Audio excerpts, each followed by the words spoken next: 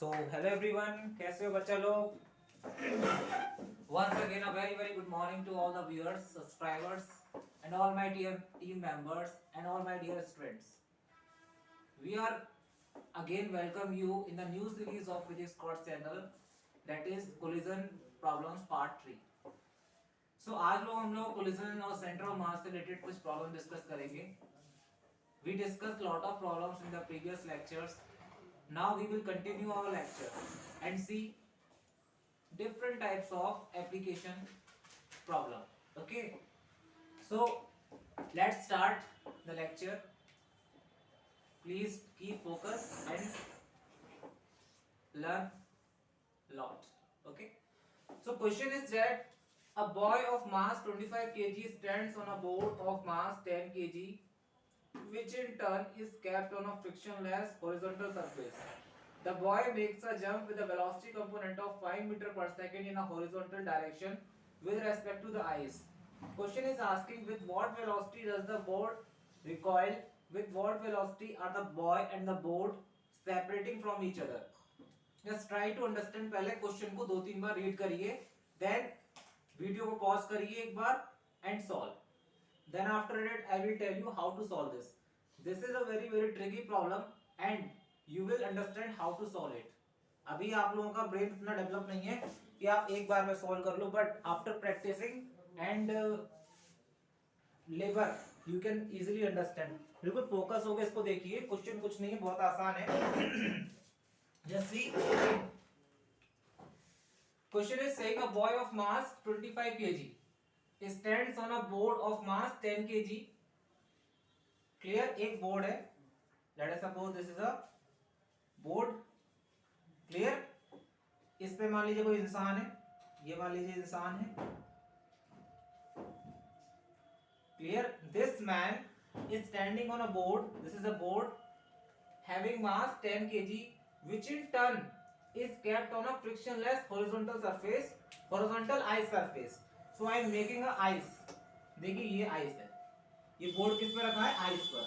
ये आइस है. क्लियर, तो देखिए ये है हमारा ice. This is ice, this is my board on which a boy stand, and this board is standing kept on a frictionless horizontal ice surface. Clear, this is the man. Clear, now see, the question is saying the boy makes a jump, the boy makes a jump with a velocity of 5 meter per second in a horizontal direction. जो इंसान, आपका board, ठीक है, board ice पे रखा है और जो मैन है वो जंप मारता है आगे की तरफ. Clear, this man jump forward in a horizontal direction with velocity 5 metre पर second with respect to the ice. So question में ध्यान रखना, ये क्या कह रहा है? With respect to the ice. It means what? हमारा फ्रेम क्या है? आइस. क्योंकि आइस किस पे रखा है? ग्राउंड पे. तो या तो आप ग्राउंड मानिए, आइस मानिए, दोनों का फ्रेम क्या रहेगा? Same. The velocity of man 5 metre पर second with respect to ice is same as with respect to the ground, because ice भी ground पे रखा है. Clear? So this velocity is given with respect to the ice. Now question is saying that with what velocity does the board recoil? किस velocity से हमारा board recoil करेगा? पहला question. Now we will solve. We will assume what? We will take board and man to be the system. इस पूरे को एक system मान लेंगे. ये मेरा सिस्टम है. क्लियर, अब हम लोग इसका एक फ्री बॉडी डायग्राम बनाएंगे. तो देखिए फ्री बॉडी डायग्राम बनाएंगे तो कैसे बनेगा? ये नीचे क्या लग रहा है? इन दोनों का वेट मान लीजिए बोर्ड का 25 प्लस कितना दिया हुआ है? 10. ये नीचे लग जाएगा 25 plus 10 into g. Clear, normal कौन देगा? आइस का frictionless ice surface, there is some normal. यानी कि कहने का मतलब ये है कि जो भी फोर्स लग रहा है वो कहां लग रहा है? If there is external force that is provided by ice और ग्रेविटी, ग्रेविटी लगा रही है इस पे फोर्स, और कौन लगा रहा है? Normal contact force by the ice. These are the external forces which are acting in the vertical direction. Clear, but there is no external force acting in the horizontal direction. It means conserve momentum in the x direction. Clear? So we will apply law of conservation of momentum in x direction because there is no force which is acting in the horizontal direction. Horizontal में कोई भी external force नहीं है. Then we will apply what? We will apply the conservation of momentum. Just see. Apply law of conservation of momentum in the x direction. Apply law of conservation CONS I am writing, conservation of linear momentum LM I am writing. Just try to understand in the x direction. So P initial is equal to P final. Clear? Now try to understand. देखिए हमारा board और man ये हमारा system है. अब इसी को focus करिए. ये इनिशियली क्या था? मोमेंटम जीरो था क्योंकि कहीं मूव नहीं करे. इनिशियली क्या था? Zero. Clear? When man jump, man ने क्या किया? जंप किया. तो फाइनली भी मोमेंटम क्या रहना चाहिए? जीरो. तो अगर मैन का मोमेंटम आगे होगा, मैन अगर आगे जाएगा v वेलोसिटी से, तो बोर्ड कहां जाना चाहिए? इसको जीरो करने के लिए नेट मोमेंटम को पीछे जाना चाहिए. तो ये अगर मैन का वेलोसिटी मान लीजिए आगे है, जो भी दिया हुआ है, तो रिकॉइल वेलोसिटी जो भी बोर्ड की वो कहां जाएगी? v मान लीजिए.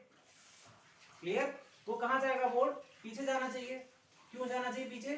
क्योंकि इनिशियल मोमेंटम जीरो है तो फाइनल भी जीरो होना चाहिए. अगर मैन आगे जाएगा, मैन का मास कितना दिया होता क्वेश्चन में? एक बॉल कहां गया? मैन का मास दिया है, कितना दिया हुआ है? 25 kg और 10 kg मास किसका दिया हुआ है? ए मैन कितना दिया है? Man of mass 25 kg stands on a board of mass 10 kg. तो मैन का मास कितना दिया है? 25 kg. अगर इसका वेलोसिटी कितना दिया है? 5 मीटर पर सेकंड है ना, हॉरिजॉन्टल डायरेक्शन. क्लियर? अब देखिए प्लस इसका मोमेंटम लेंगे, फाइनल मोमेंटम इसको बैक जा रहा है, तो वेलोसिटी क्या होगी? माइनस में उसका मास क्या होगा? 10. वेलोसिटी क्या होगी? Minus v. तो यहां से आप v निकाल सकते हैं.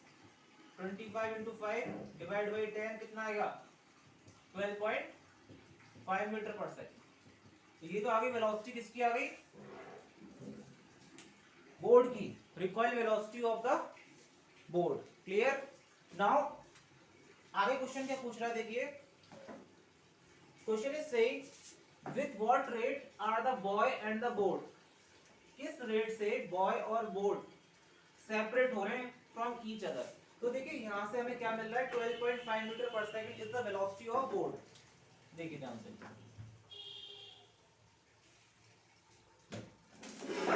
देखो मैन, अगर ये मैन है और ये बोर्ड है. क्लियर?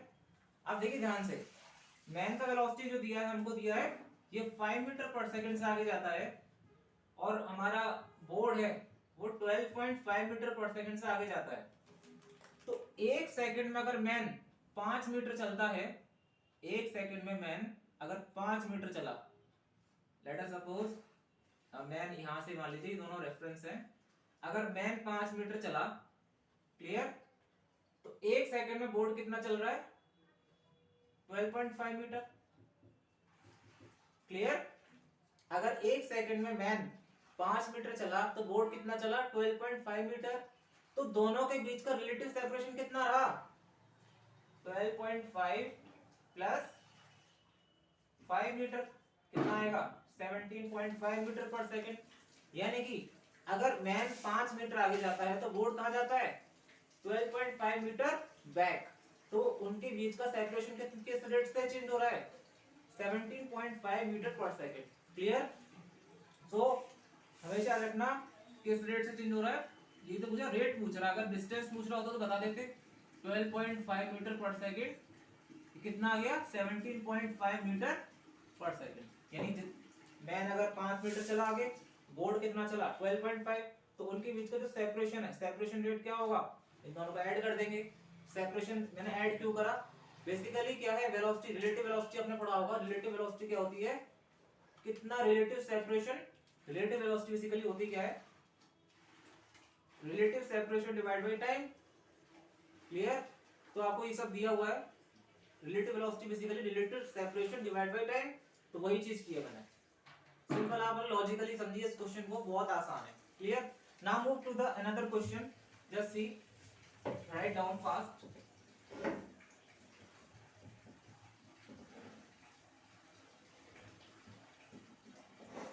आप लोगों को कोई डाउट प्लीज टेल मी, अगर किसी को कोई डाउट हो। So you can see another problem. Write down. I am giving you 1 minute. Please write down. Question is saying that in another problem, a bullet of mass 50 gram is fired from below into the bob of mass 450 gram of a long simple pendulum as shown in figure. Full stop. The bullet remains inside the bob and the bob rises to a height of 1.8 meter. Full stop. Find the speed of bullet. Just try to understand this problem. It is very critical and tricky. Now you can understand. मैंने आपको मतलब कई सारे problems बताए थे, कई सारे topics बताए थे, लॉज ऑफ मोशन। इस क्वेश्चन में क्या लगेगा? एनर्जी कंजर्वेशन भी लग जाएगा, मोमेंटम कंजर्वेशन भी लग जाएगा, और law of conservation, law of motion भी लग जाएगा। क्लियर? तो अभी तक जितना भी मैंने, जिस भी स्टूडेंट्स ने जो भी न्यू ज्वाइनी है, सो उन लोगों ने अगर प्रॉपर लेक्चर्स को देखा है तो they can solve. It is very easy. Now try to understand इसमें कितना इंपॉर्टेंट कंसेप्ट लगा है। इस क्वेश्चन में क्या कह रहा है? ये हमारी बॉब है, this is Bob and this is bullet. Bullet मतलब कोई गोली होती है, बंदूक से गोली निकलती है, उसको बुलेट बोलते हैं। Clear? Now try to understand this problem. The question is saying that a bullet of mass 50 gram, this is a bullet having mass 50 gram is fired from below, किसी ने फायर किया नीचे से, it goes into the bob, जाके किसमें, मतलब bullet को fire किया, ये बुलेट कहाँ एम्बेडेड हो जाएगी? किसमें? बॉब में। Clear? The bullet remains inside the Bob, तो बुलेट कहाँ रहती है? टकराने के बाद इसी के अंदर रहती है। And the bob rises through a height of 1 metre, टकराने के बाद कहाँ होता है? कितना ऊपर उठता है? 1 मीटर तक। Find the speed of bullet, इस बुलेट की स्पीड निकालनी है। अब देखिए, बुलेट की स्पीड निकालनी है तो आपको क्या करना पड़ेगा? ये स्पीड निकाली, किस वेलोसिटी से हम इस बुलेट को फायर करें कि मेरा बॉब कितना ऊपर उठना चाहिए? 1.8 मीटर की हाइट तक जाना चाहिए। Just try to understand and please अपना दिमाग खोल के बैठिए। कोई दिक्कत हो कहीं भी हो, अभी पूछिए। अभी नहीं पूछोगे अपने डाउट्स तो कब पूछोगे? ग्रुप बना दिया, लेकिन try to clear your doubts in the live lecture. Clear? So this is the initial condition. जब बॉब बुलेट से क्या होगा? बुलेट बॉब को टच करेगा, देन इट एम्बेडेड। ये मेरा बॉब है, ये बुलेट क्या होगा? इसके अंदर धंस जाएगा। बुलेट और बॉब मिलके कहां, कितनी हाइट पे जाएंगे लोग? 1.8 मीटर की हाइट पे। और फिर उसके बाद इनकी वेलोसिटी क्या हो जाएगी? यहां पर फाइनल वेलोसिटी 0 हो जाएगी। क्लियर? आप बहुत ही ध्यान समझिए कि किस वेलोसिटी से फेंका गया वो हम निकालेंगे बाद में। पहले आपको क्वेश्चन समझ आना चाहिए कि अभी ये बॉब किसी स्ट्रिंग से लटका हुआ है, तो इसके अंदर एक स्ट्रेन है। मतलब मैंने आपको बताया था किसी भी स्ट्रिंग में टेंशन कब रहेगा? जब वो किस फॉर्म में होगी? स्ट्रेस कंडीशन में। कोई आपने रबर बैंड है, रबर बैंड को खींचोगे या उस पर कोई वेट लटका दो, तभी तो उसमें टेंशन रहेगा। अगर आप उस रबर बैंड को लूज कर दो, क्लियर, उस पर कुछ वेट लटकाओ ही मत, उसको लूज कर दो, तो उसके अंदर टेंशन रहेगी नहीं। और किसी स्प्रिंग में अगर टेंशन नहीं है, यानी लूज स्ट्रिंग है, तो उसमें क्या हो जाएगा? टेंशन 0। तो स्ट्रिंग का कोई वैल्यू नहीं है। अगर ये लूज स्ट्रिंग है, देन स्ट्रिंग हो या ना हो डजंट मैटर। अभी जब तक इसमें बंदूक की गोली एम्बेडेड नहीं हुई, तब तक इसका टेंशन का वैल्यू है, कुछ ना कुछ इसके वेट के इक्वल है। लेकिन जैसे ही इसमें टकराएगी तो ये लूज बन जाएगी। क्लियर? ये बॉब है, बॉब से ये बॉब लटका हुआ है। जब ये बॉब ऊपर उठेगा तो ये स्ट्रिंग क्या हो जाएगी? लूज हो जाएगी। लूज जब हो जाएगी string, then its tension will be 0। Clear? Now try to understand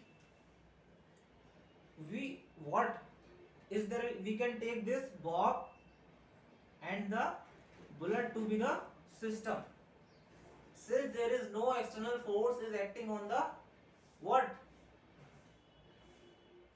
You can just write first few things, just write, otherwise you will forget. Write down. Let the speed, please write down,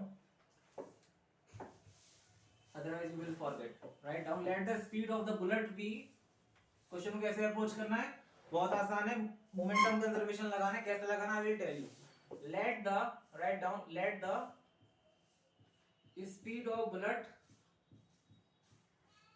speed of bullet be v. Clear? Write down. Full stop. Let the common velocity, let the, full stop, let the common velocity, let the common velocity of the bullet, let the common velocity of the bullet, of the bullet and the bob, let the common velocity of the bullet and the bob after the comma, after the bob is, after the bullet is embedded, bullet is embedded, embedded, embedded into the bob b, capital B, full stop. Write down. Now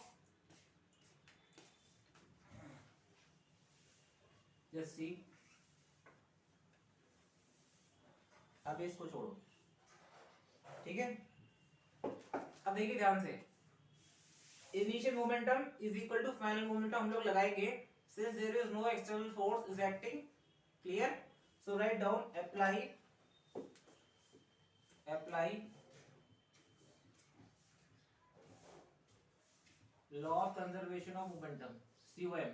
I am writing law of conservation of momentum in vertical direction. देखिए, initial momentum is equal to final momentum. ये जब इसमें धस जाएगा तो यहाँ velocity किस velocity से निकल जा रहा है, कैपिटल V. ठीक है. अब इनिशियली देखिए हमारा बॉब तो रेस्ट कंडीशन में, उसका मोमेंटम क्या रहेगा, 0 प्लस बुलेट का इनिशियल मोमेंटम, तो इसी को मैंने सिस्टम माना है. मेरा बुलेट का वेलोसिटी क्या है, स्मॉल v, और इसका मास कितना है, स्मॉल m मान लीजिए, इज इक्वल टू फाइनली ये दोनों एक साथ मूव कर रहे हैं, ऊपर जा रहा है, तो इसका कॉमन वेलोसिटी क्या है, कैपिटल V इनटू, अब दोनों क्या है एक साथ जा रहे हैं तो मास क्या लेंगे, पूरा लेंगे, m प्लस m.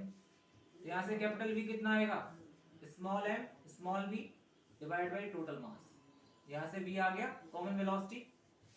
क्लियर? यहाँ तक समझ आया किसी को? कोई डाउट बताओ, कोई डाउट किसी को? अब हमको मास दिया है क्वेश्चन में, देखिए m की वैल्यू जो दी है, बुलेट का मास कितना दिया है, यहाँ 50 लगा देंगे, और आपको जो पेंडुलम का मास कितना दिया हुआ है, बॉब का 450 ग्राम, तो यहाँ वैल्यू पुट करिए, कितना आएगा v की वैल्यू, ये 50 रखेंगे इनटू v, ये 450 प्लस 50, ये कितना आएगा 50 अपॉन 500, कितना हो जाएगा ये 50, नीचे कितना आएगा 500, 5 10 से 50, यानी v की वेलोसिटी v/10 हो जाएगी, यानी कि इसकी वैल्यू 1/10 हो जाएगी जैसे टकराएगा इससे. ऑब्वियस सी बात है, मास बढ़ के वेलोसिटी कम हो जाएगी, हमको दिख भी रहा है. अब इस वेलोसिटी से ये ऊपर जाएगा. अब बताइए आगे कैसे सॉल्व करूं इसे मैं,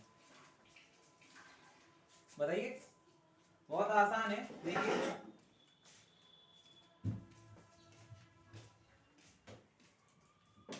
v इज इक्वल टू क्या मिल गया मेरे को, v/10. क्लियर? अब क्या करना है, देखिए what from Newton third equation of motion, third equation of motion. Clear? अब देखिए ध्यान से,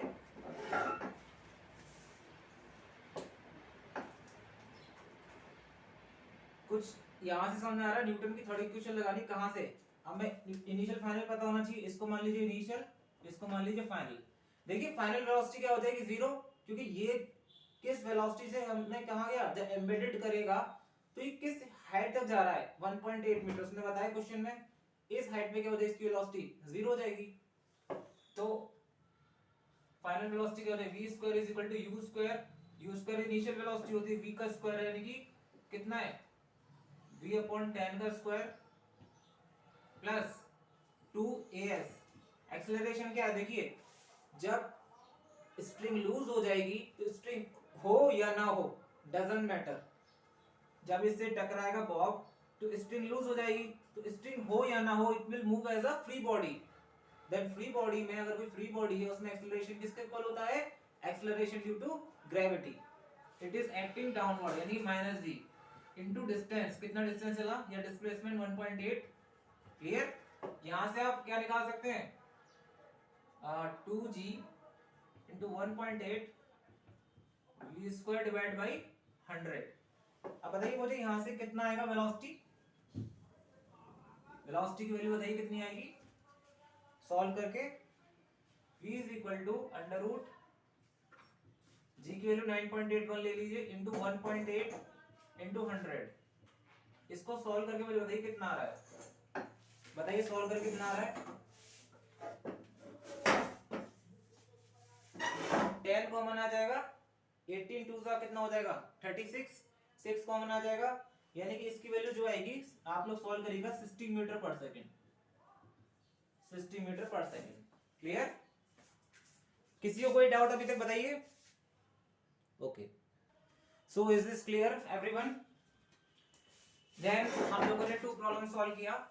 आई am giving you 1 problem in homework, okay, please try to solve that, and if you do not get any answer then I will tell you how to solve either in group or in the next lecture. I will provide you the hint but you should try। जब तक try नहीं करोगे तो कुछ नहीं हो सकता। मैं भी अगर आपको पढ़ाऊं ना तब भी कुछ नहीं हो सकता। इफ यू अगर आपने खुद से सेल्फ स्टडी नहीं किया, खुद से पढ़ना स्टार्ट नहीं करा, then I can't help you. So please जो भी क्वेश्चन दूं उसको सीरियसली लीजिए और सॉल्व करिए। Clear, so write down the problem. A man of mass m, वही प्रॉब्लम है जो मैंने आपको आज फर्स्ट फेज में कराई थी। A man of mass, a man of mass small m is standing on a platform, is standing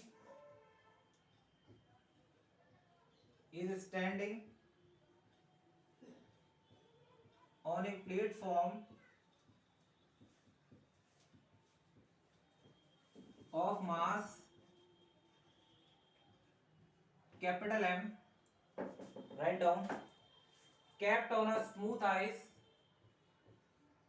kept on a smooth ice. देखिए स्मूथ का मतलब समझ लिया ना, फ्रिक्शनलेस आइस सरफेस कह रहा है। Kept on a smooth ice full stop if the man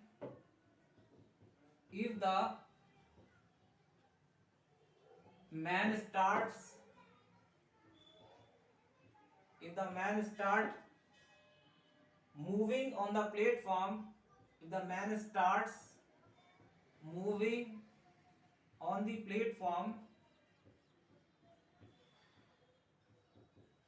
platform, write down, with a speed v, with a speed v relative to the platform।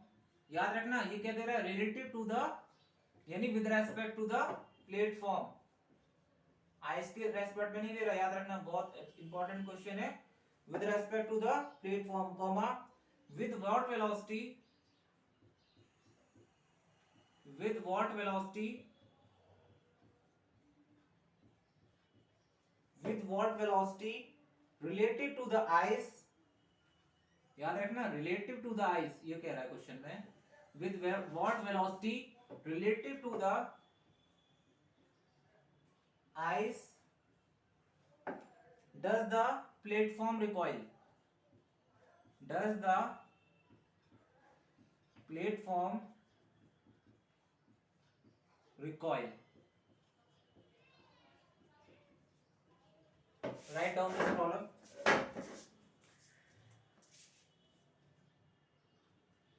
So in this problem देखिए बहुत आसान है. Question क्या कह रहा है, मैं आपको एक फिगर बना देता हूं. ये आपका आइस है, क्लियर, ये आइस है, और ये क्या है आपका, इसके ऊपर ये आपका बोर्ड है, क्लियर, ये बोर्ड है, क्लियर, इसके ऊपर कौन खड़ा है, मैन,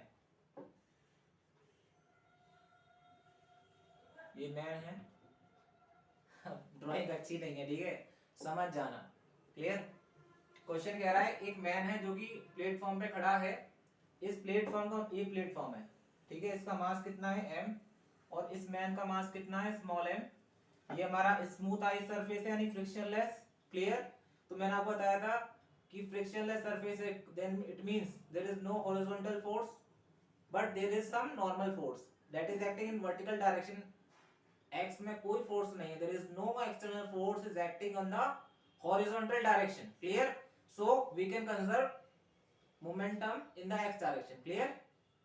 क्या कहता है आगे, if the man starts moving on the platform, if the man starts moving on the platform, man क्या करता है इस प्लेटफॉर्म पर, ये प्लेटफॉर्म दिख रहा है, इस प्लेटफॉर्म पे अगर मैन मूव करता है with velocity v related to the platform, यानी जो मैन की ये जिस वेलोसिटी से मूव करता है वो वेलोसिटी किसके रेस्पेक्ट में दी है, प्लेटफॉर्म के रेस्पेक्ट में. क्या कह रहा है, with speed v related to the platform. याद रखना, तो क्वेश्चन में लिखिए, याद रखना ये प्लेटफॉर्म के रेस्पेक्ट में दी है, यानी कि प्लेटफॉर्म को रेफरेंस में माना है. हमारा फ्रेम ऑफ रेफरेंस क्या है, प्लेटफॉर्म, उसके रेस्पेक्ट में दी हुई है. लेकिन क्वेश्चन में क्या कहा है, with what velocity related to the ice, ice के रेस्पेक्ट में, यानी आइस के रेस्पेक्ट में हमारा जो कौन है प्लेटफॉर्म किस वेलोसिटी से रिकॉइल करेगा, क्लियर. यानी हमसे क्वेश्चन में पूछा है कि with what velocity related to the ice does the, यानी हमको निकालना है प्लेटफॉर्म की वेलोसिटी क्या होगी, velocity of platform with respect to the ice. तो देखिए हम इस क्वेश्चन को ऐसे भी कर सकते हैं, vp माइनस vi हमें किसके रेस्पेक्ट में लिया, मैन की velocity,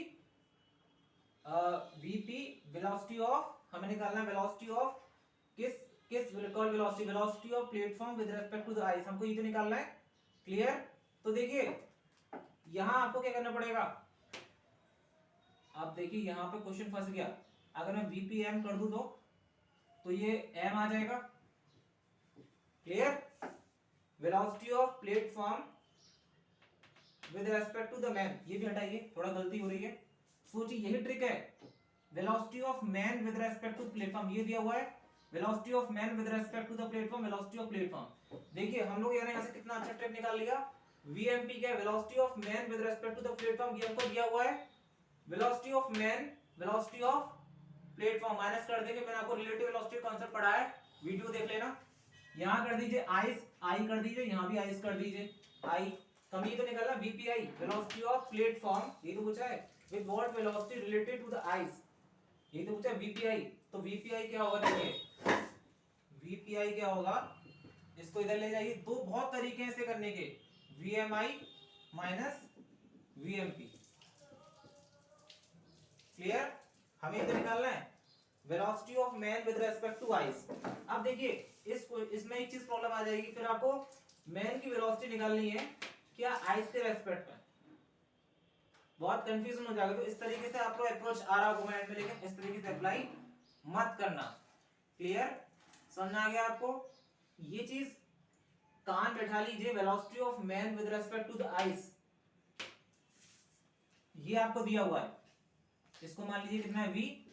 velocity of man with respect to ice नहीं दिया, इसको मान लीजिए ओमेगा यानी w minus velocity of platform with respect to the ice, इसको मान लीजिए कैपिटल V, क्लियर. अब देखिए अब हम कंजर्वेशन मोमेंटम लगाएंगे तो हमको आइस के रेस्पेक्ट में दोनों का वेलोसिटी पता होना चाहिए. देखिए हमको v तो पता चल गया, यहां से कितना निकलेगा, velocity of platform with respect to the ice v दिया हुआ है, लेकिन velocity of man with respect to ice पता होना चाहिए, क्या होगा, स्मॉल v प्लस v. अब दोनों आइस के रेस्पेक्ट में दिया हुआ है, we can apply law of conservation of momentum easily, clear. So you can apply law of conservation momentum in x direction and you will get the answer. देखिए initial momentum 0 हो जाएगा, final momentum ये कि इसका मास कितना दिया है capital M और वेलोसिटी ऑफ इसकी वेलोसिटी v दी हुई है, क्लियर, और ये माइनस में आएगा प्लस वेलोसिटी ऑफ इसका मोमेंटम कितना मास स्मॉल m दिया है, इसकी वेलोसिटी v प्लस कितनी है velocity of man with respect to इसकी कितनी है v, यहां से आप v निकाल लेंगे, कैपिटल V कितना आएगा small m v divide by m plus m, हो गया प्लस, इजीली सॉल्व हो गया।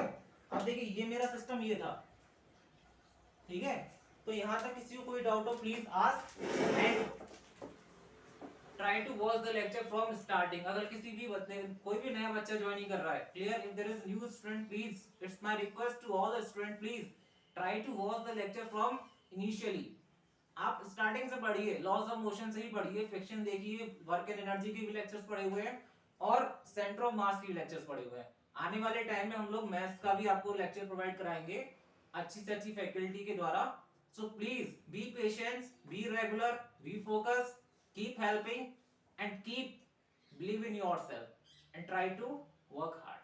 Thank you so much for your time, for your precious time, for your wonderful journey with Physics Core channel. I am so happy with your kind attention, with your focus, with your learnings. Thanks a lot. Thank you.